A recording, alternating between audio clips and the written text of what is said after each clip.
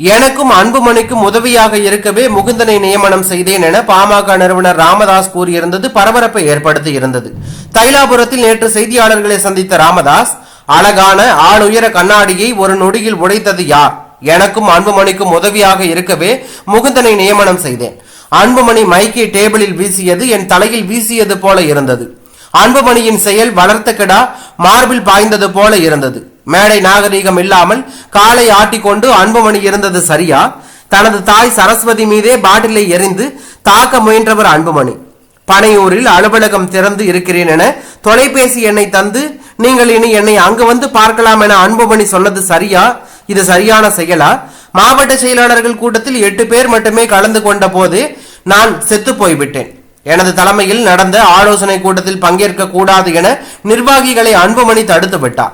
அதிமுக பாமக கூட்டணியே இயற்கையான கூட்டணி, அதுவே வெற்றி கூட்டணி. 2024 மக்களவை தேர்தலில் அதிமுகவோடு கூட்டணி அமைக்க நான் சொன்னதை அன்புமணி ஏற்கவில்லை. பாஜகவோடு கூட்டணி அமைக்காவிட்டால் தற்கொலை செய்து கொள்வேன் என மிரட்டினார். அதிமுகவுடன் சென்றிருந்தால் நாங்கள் 3 இடங்களில் வென்றிருப்போம், அவர்கள் 7 இடங்களில் வென்றிருப்பார்கள். ஆனால் பாஜகவோடு கூட்டணி வைக்கவில்லை என்றால் நீங்கள் தான் எனக்கு கொல்லி வைக்கணும் என அன்புமணி மிரட்டினார். அவரும் சௌமியாவும் என் காலை பிடித்து அழுதார்கள். என்னால் எதுவுமே சொல்ல முடியவில்லை.